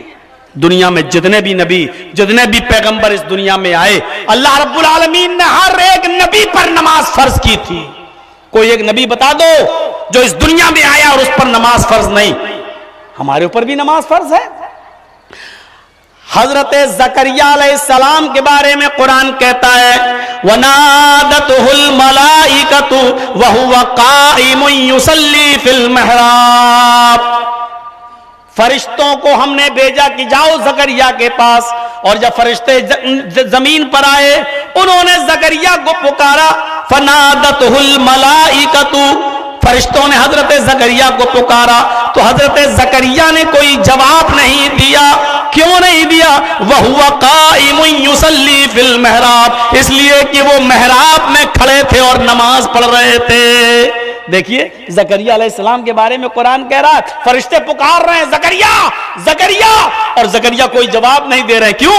وَهُوَ قَائِمٌ يُصَلِّي فِي الْمِحْرَابِ, اس لیے کہ وہ محراب میں نماز کا پڑھ رہے تھے. اس حال میں تھے کہ وہ نماز قائم کیے ہوئے تھے, نماز پڑھ رہے تھے, اور نماز کی حالت میں بولا نہیں جاتا. تو نماز حضرت زکریا پر بھی فرض تھی. حضرت لقمان علیہ السلام اپنے بیٹے بیٹے کہا کرتے تھے یا بنیا اقم الصلاۃ، اے میرے بیٹے نماز قائم کرو، اے میرے بیٹے نماز پڑھو، اے میرے بیٹے نماز قائم کرو۔ دیکھو لقمان علیہ السلام نے بھی نماز قائم کرنے کا حکم دیا۔ حضرت مریم جن کی پاک دامنی کا اعلان اللہ نے کیا، اللہ تعالی حضرت مریم سے بھی کہہ رہا ہے یا مریم اقنتی لربک وسجدی وارقعی مع الراقین، اے مریم اپنے رب کے لیے نرم ہو جا، اپنے رب کے لیے سنجیدہ ہو جا۔ یا مریم اقنتی لربک، اے مریم اپنے رب کے لیے سنجیدہ ہو جا، اپنے رب کے لیے جھک جا، اپنے رب کے لیے نرم ہو جا۔ وسجودی، اور اپنے رب کو سجدہ کر، ورقعی مع الراقعین، اور رکوع کرنے والوں کے ساتھ رکوع کر۔ اے مریم اپنے رب کے سامنے سجدہ کر اور رکوع کرنے والوں کے ساتھ رکوع کر، یعنی اے مریم نماز پڑھو۔ غور کرو، یہ نماز مریم علیہ السلام پر بھی فرض تھی، اللہ نے حضرت مریم کو بھی حکم دیا نماز پڑھو۔ یہ نماز حضرت ابراہیم علیہ السلام پر بھی فرض تھی۔ حضرت ابراہیم علیہ السلام نے جب ہاجرہ کو اور دودھ پیتے چھوٹے اس بچے اسماعیل کو جب بے آب و گیا وادی میں چھوڑا، جب میدان مینا میں چھوڑا، جب بالکل سنسان جنگل میں چھوڑا اور چھوڑ کے آگے نکل گئے، تو اللہ رب العالمین سے یوں دعا کی ربنا انی اسکنت من ذریتی بواد غیر ذی زرع عند بیتک المحرم ربنا لیقیموا الصلاۃ، اے ہمارے پروردگار، اے ہمارے رب، ہم نے اپنی آل و اولاد کو، ہم نے اپنی ذریت کو، ہم نے اپنے بیوی بچوں کو، اے اللہ ایک سنسان جگہ پر ایک بے آب و گیا وادی کے پاس میں نے چھوڑا ہے۔ اے اللہ میں نے ہاجرہ کو اور اپنے بیٹے اسماعیل کو اس بیابان جنگل میں چھوڑ دیا ہے تیرے بھروسے پر۔ اے ہمارے رب ہم نے اس جگہ اس لیے چھوڑا ہے لیقیموا الصلاۃ، تاکہ وہ نماز قائم کریں، تاکہ وہ نماز قائم کریں۔ کہیں نہیں آ رہا نماز پڑھیں، تاکہ وہ نماز قائم کریں، تاکہ وہ نماز، ہم لوگ عام محاورے میں جو بولتے چلے آ رہے ہیں اور سنتے چلے آ رہے ہیں نماز پڑھو پڑھو، اس لیے کہہ دیتے ہیں پڑھو، اب زبانوں پہ وہی آ گیا پڑھو، ورنہ نماز قائم کرنے کا حکم ہے۔ ربنا لیقیموا الصلاۃ، اے ہمارے رب ہم نے اس جگہ اس لیے چھوڑا تاکہ وہ نماز قائم کریں۔ دیکھیے ابراہیم علیہ السلام پر بھی نماز فرض تھی۔ حضرت ابراہیم یہ دعا بھی مانگا کرتے تھے رب اجعلنی مقیم الصلاۃ ومن ذریتی ربنا وتقبل دعا، اے ہمارے رب مجھے اور میری اولاد کو نماز قائم کرنے والا بنا دے، نماز کا پابند بنا دے۔ رب اجعلنی مقیم الصلاۃ، اے اللہ مجھے نماز کا قائم کرنے والا بنا دے، ومن ذریتی، اور میری اولاد کو، میرے بچوں کو، میرے گھر والوں کو بھی اے اللہ نمازی بنا دے۔ رب اجعلنی مقیم الصلاۃ ومن ذریتی ربنا وتقبل دعا، اے اللہ ہماری اس دعا کو قبول فرما لے۔ اے اللہ میرے بیوی بچوں کو نمازی بنا دے، اللہ میرے بیوی بچوں کو نماز پڑھنے کی توفیق دے۔ دیکھیے زکریا علیہ السلام نماز پڑھ رہے ہیں، مریم نماز پڑھ رہی ہیں، حضرت لقمان اپنے بیٹے کو نماز کا حکم دے رہے ہیں، ابراہیم علیہ السلام کہہ رہے ہیں اے اللہ مجھے بھی نمازی بنا دے، میری اولاد کو بھی نمازی بنا دے، اللہ میری دعا کو قبول فرما لے۔ حضرت اسماعیل کے بارے میں قرآن کہتا ہے وَكَانَ يَأْمُرُ أَهْلَهُ بِالصَّلَاةِ وَالزَّكَاةِ وَكَانَ عِنْدَ رَبِّهِ مَرْضِيًّا۔ اللہ اسماعیل کے بارے میں کہتا ہے کہ اسماعیل علیہ السلام اپنے بیوی بچوں کو حکم دیتے تھے کَانَ يَأْمُرُ أَهْلَهُ بِالصَّلَاةِ وَالزَّكَاةِ، اے میری بیوی، اے میرے بچوں نماز پڑھتے رہنا اور زکات دیتے رہنا۔ اسماعیل علیہ السلام اپنے بیوی بچوں کو نماز پڑھنے کا حکم اور زکات دینے کا حکم دیتے تھے۔ وَكَانَ عِنْدَ رَبِّهِ مَرْضِيًّا، اور اسماعیل تو اپنے رب کے بہت ہی محبوب اور پسندیدہ بندے تھے۔ اسماعیل تو اپنے رب کے محبوب اور پسندیدہ بندے تھے۔ اسماعیل علیہ السلام بھی اپنے اور اپنی بیوی بچوں کو نماز پڑھنے کا حکم دے رہے ہیں، اور اللہ کہہ رہا ہے کہ وہ تو میرے بہت ہی محبوب اور پسندیدہ بندے تھے، لیکن اس کے باوجود وہ نماز پڑھ رہے ہیں اور اپنے بیوی بچوں کو نماز پڑھنے کا حکم دے رہے ہیں۔ حضرت موسیٰ علیہ السلام کی زندگی پر نظر ڈالو، یہاں موسیٰ علیہ السلام نے اللہ سے ضد کی, اللہ میں تجھے دیکھوں گا. اللہ نے کہا موسیٰ تم مجھے نہیں دیکھ سکتے ہو, لن ترانی یا موسیٰ, اے موسیٰ تم مجھے نہیں دیکھ سکتے ہو. نہیں اے اللہ میں دیکھنا چاہتا ہوں. چڑھ گئے جبل طور پر اور اللہ نے تجلی دکھائی ہلکی سی, فخر موسیٰ صاعقا, تو موسیٰ بے ہوش ہو کے زمین کے اوپر گر پڑے. جب موسیٰ کو ہوش آیا تو اللہ رب العالمین موسیٰ کو حکم دے رہا ہے, اننی انا اللہ, اے موسیٰ میں اللہ ہوں. اللہ موسیٰ سے کہہ رہا ہے اننی انا اللہ, اے موسیٰ میں اللہ ہوں. لا الہ الا انا, میرے علاوہ کوئی الہ نہیں, کوئی معبود نہیں. لا الہ الا انا, میرے علاوہ کوئی معبود نہیں. کیا کہہ رہے, اننی انا اللہ لا الہ الا انا فاعبدنی. اے موسیٰ صرف میری ہی عبادت کرو, اے موسیٰ صرف میری ہی پوجا کرو. اور عبادت میں تو بہت سی چیزیں شامل ہیں, بہت سی, اس لیے نماز کا ذکر الگ کر دیا گیا.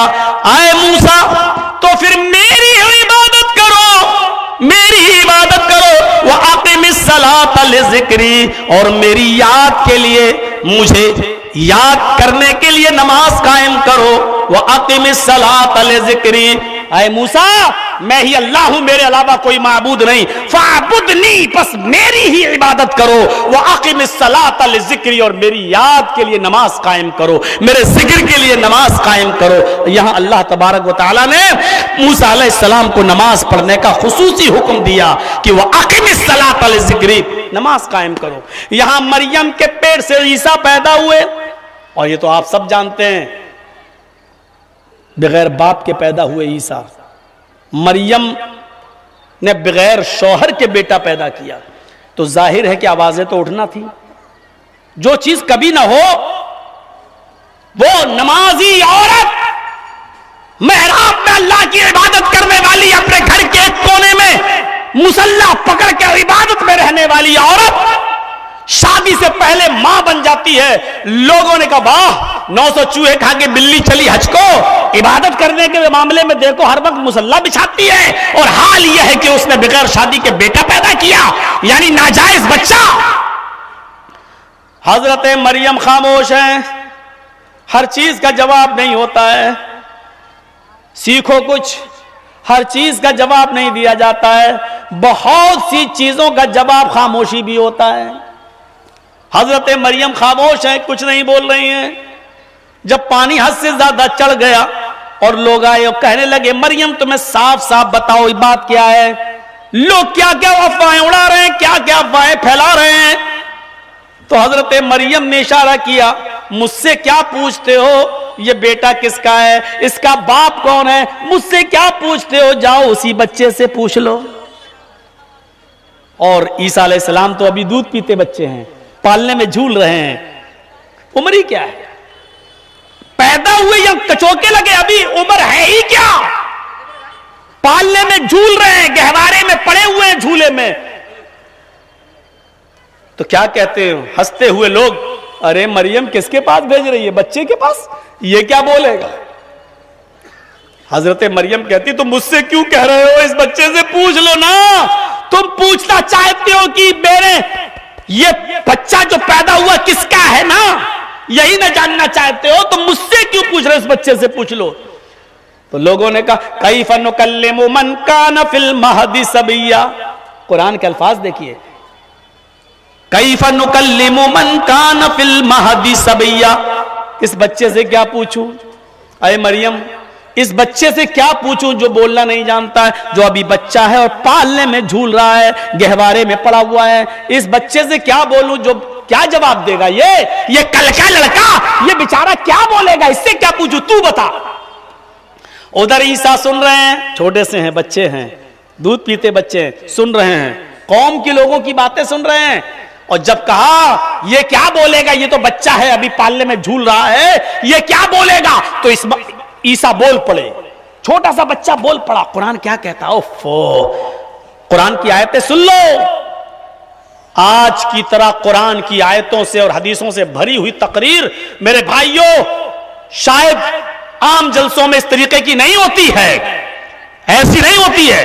آج پوری کی پوری تقریر مدلل صرف کتاب و سنت پر مبنی ہے جو میں نے آپ کے سامنے پیش کی ہے, ورنہ اور تقریروں میں کبھی ادھر کی, کبھی وہ بیدوں کی باتیں, کبھی ادھر کی باتیں, کبھی یہ لوگوں کی فرمائش پر, کبھی منتر ونتر, یہ سب چلتے ہیں. لیکن آج خالص قرآن اور حدیث پر مبنی یہ تقریر ہم نے آپ کے سامنے رکھی ہے.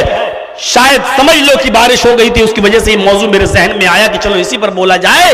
تو چھوٹا سا بچہ بول پڑا. کیا کہا اس بچے نے جب ان لوگوں نے کہا کہ یہ کیا بولے گا, یہ تو جھولے میں پڑا ہے, بچہ ہے, کیا بولے گا؟ ادھر عیسیٰ کہتے انی عبداللہ, قرآن کی آیت ہے, یہ تو بول رہا ہے, کون ہے؟ آواز آئی, سب لوگ ادھر, اور عیسیٰ کیا کہہ رہے ہیں, چھوٹے سے بچے کیا کہہ رہے ہیں, انی عبداللہ, میں اللہ کا بندہ ہوں. انی عبداللہ, میں اللہ کا بندہ ہوں.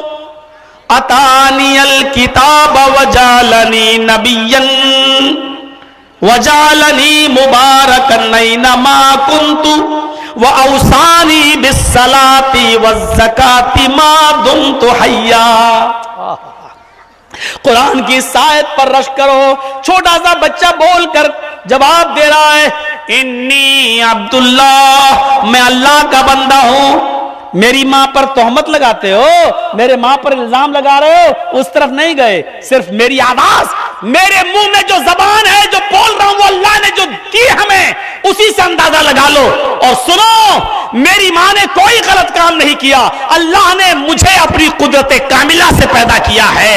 میرا کوئی باپ نہیں ہے, جو کچھ بھی ہے مریم میری ماں ہے, اور اللہ نے مجھے اپنے حکم سے پیدا کیا ہے.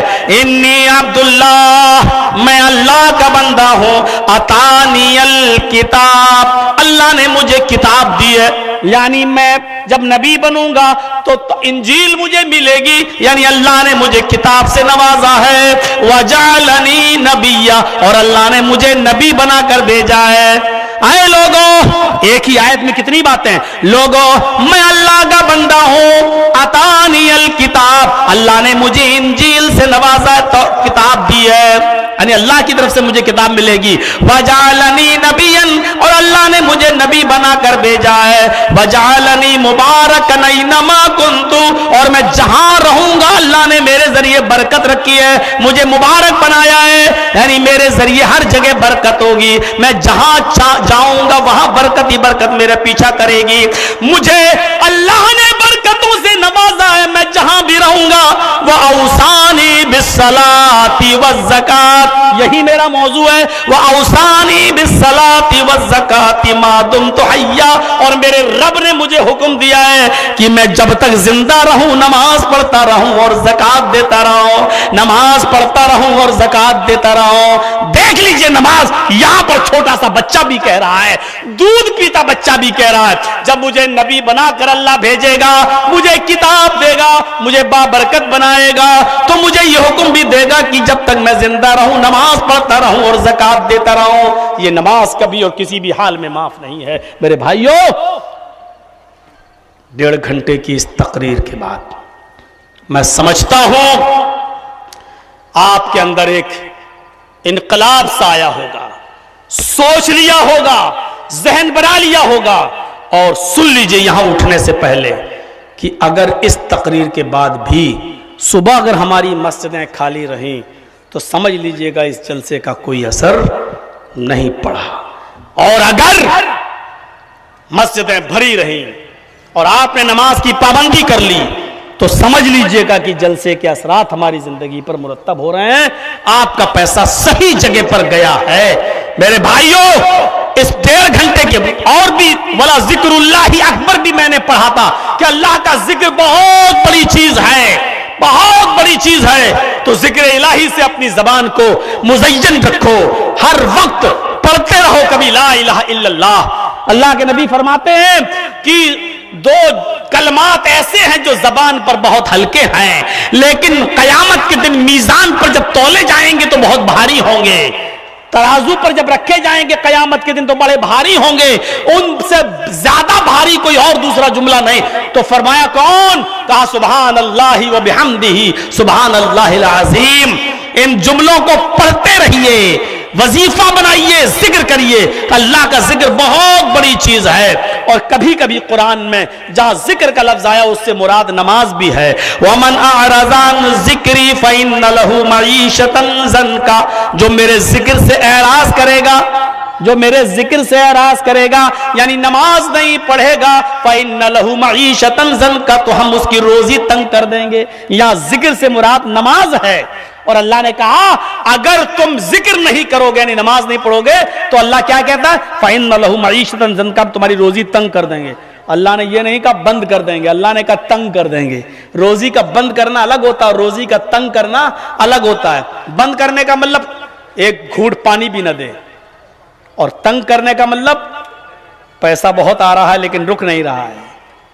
हमने कमाया, आज खुश है, 5,000 रुपए कमाए हैं, घर लेके गए, खुश है, आज मेरी बीवी खुश होगी, आज मेरा बच्चा खुश होगा, आज हम आज खाना आज हमारे घर में अच्छा बनेगा, आज हमने 5,000 रुपए कमाया है। जैसे ही घर पहुंचते हैं पता चला कि बेटे का एक्सीडेंट हो गया है, जल्दी से लेके डॉक्टर के पास भाग रहे हैं। डॉक्टर ने 15,000 का खर्चा बता दिया है, पैसा तो आया 5,000 और खर्च हो रहा है 15,000, 10,000 हमें कर्ज लेना पड़ा।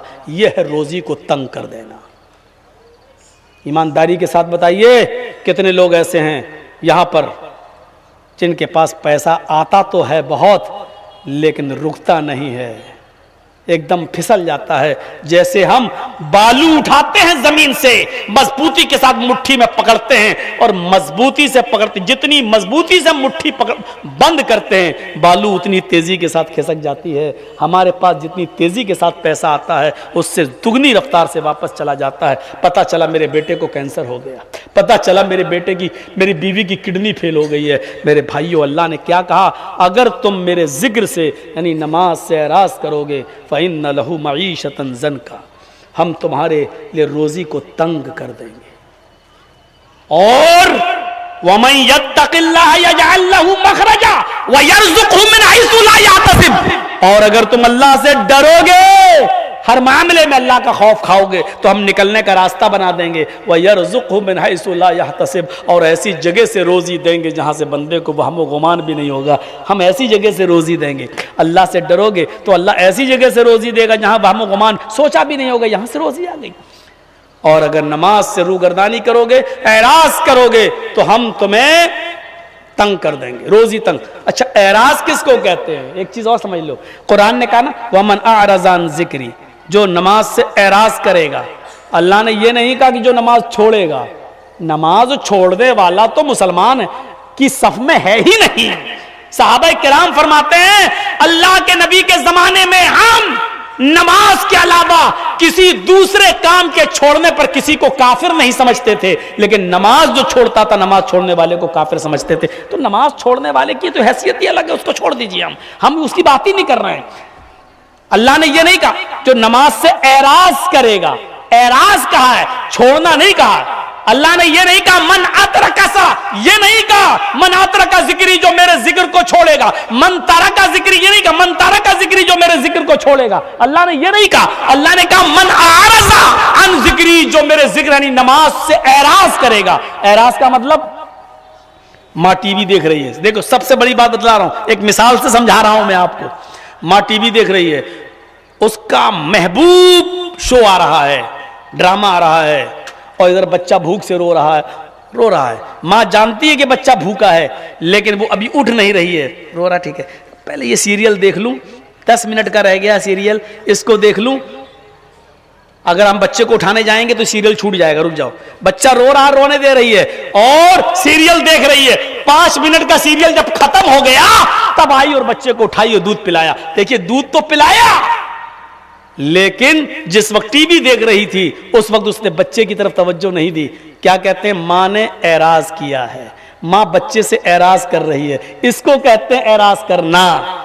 दूध पिलाया लेकिन वक्त पर नहीं, जब बच्चे को भूख लगी तब नहीं, एराज कर गई, जब अपना सीरियल देख लिया तब लाई और तब दूध पिला रही है, इसको कहते हैं एराज करना। अजान हुई, हय्या अला सलाह, हम न खाना खा रहे हैं, न लेटरीन है, न बीमार, किसी चीज कुछ नहीं, और फिर भी हम अभी जाएंगे, अभी पढ़ लेंगे।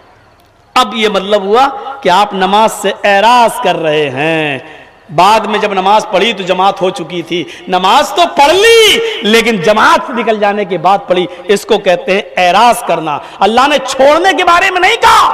نماز جو چھوڑتے ہیں ان کا کیا عذاب ہوگا یہ تو اللہ ہی بہتر جانے. یا نماز سے جو منہ موڑے گا, اعراض کرے گا, وقت بے وقت پڑھے گا, اللہ کہتا ہم اس کی روزی کو تنگ کر دیں گے. یہ تو ان کے بارے میں جو نماز پڑھ رہے ہیں ٹال مٹول کر ہی صحیح, یہ تو ان کے بارے میں کہا ہے. جو نماز پڑھ ہی نہیں رہے ان کے بارے میں کیا ہوگا یہ تو اللہ ہی بہتر جانے. وَمَنْ أَعْرَضَ عَنْ ذِكْرِي فَإِنَّ لَهُ مَعِيشَةً ضَنْكًا.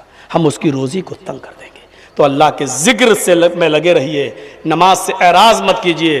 اذان ہوتے ہی مسجد کی طرف جائیے, اللہ کو یاد کیجئے اور نماز کی پابندی کیجئے. مختصر سی تشریح میں نے آپ کے سامنے کی ہے. اللہ سے دعا کرتا ہوں کہ الٰہ العالمین ہماری خطاؤں کو معاف فرما دے. ہمارے اس مدرسے کے ناظم صاحب ابھی ہم سے کہنے لگے وہاں جب گھر پہ لینے گئے کہ مولانا اگلے سال کی ڈیٹ دے دیجیے. ہم نے کہا اس سال کا جلسہ ہوا نہیں, اگلی سال کی ڈیٹ پہلے دے دیجیے. تو وہ مانگ رہے ہیں.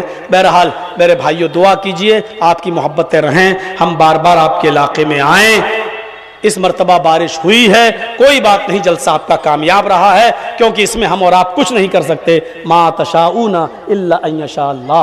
ہوگا وہی جو اللہ چاہے گا, وہ نہیں ہوگا جو ہم اور آپ چاہیں گے. اللہ کی مرضی چلے گی, اللہ کی مشیت چلے گی. اللہ سے دعا ہے کہ اللہ ہم سب کو 5 وقت نمازی بنا دے, ہمیں قرآن کی تلاوت کی توفیق دے, نماز کو قائم کرنے کی توفیق عطا فرما اور ذکر کرنے کی توفیق عطا فرما. الہ العالمین ہمیں نماز کے اعراض سے بچا لے اور نماز کا پابند بنا دے. جب تک ہم زندہ رہیں اسلام پہ زندہ رکھنا, جب ہمارا خاتمہ ہو تو ایمان پر ہمارا خاتمہ فرمانا. وما علینا الا البلاغ المبین وآخر دعوانا ان الحمد للہ رب العالمین. السلام علیکم ورحمۃ اللہ وبرکاتہ.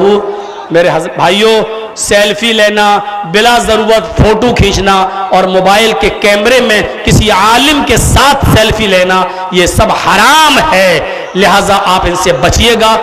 درس سنا ہے, کتاب و سنت کی تقریر سنی ہے, اس پر عمل کیجئے. اور میری اس تقریر کے بعد اور میرے منع کرنے کے بعد بھی اگر آپ سیلفی لیں گے, فوٹو کھینچیں گے تو گناہگار آپ ہوں گے, ہم نہیں, کیونکہ ہم نے صاف طور پر منع کر دیا ہے. اب عذاب و ثواب کے ذمہ دار آپ ہوں گے. اللہ تعالی ہمیں مکمل طور پر عمل کرنے کی توفیق عطا فرمائے. السلام علیکم.